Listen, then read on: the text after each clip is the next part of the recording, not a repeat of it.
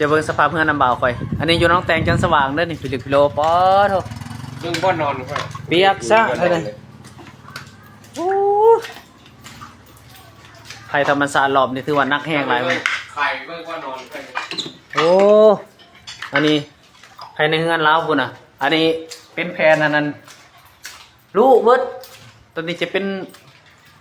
อันนี้กับเพดานเราโอ้อันนี้ห้องนอนอ๋อสภาพตายแล้วชุมเจ้าเอ้ยตายโอ้นางนาสาหัสแห้งหลายโอ้ลงมาเก็บสังกำปั้นพี่นาลงมานะพี่น้องตายละพูดมันยังบ่เปื่อยมันเต็มอยู่เต็มพื้นนี่นะชั่วโมงเดียวเท่านั้นมันเห็ดนะคนเสียหายมหาศาลเลยโอ้อันนี้มาเงินงานดอกนี่มันผัดเต้นผัดยังลมซ่าอยู่ที่ไหนยังวะบ่แล้วงานซ้ำแต่ละหลังคาเฮือนอันตรายแหงพิลึกไรโอ้ยบ่มีบทอยู่บนเศร้าเลยยังวะ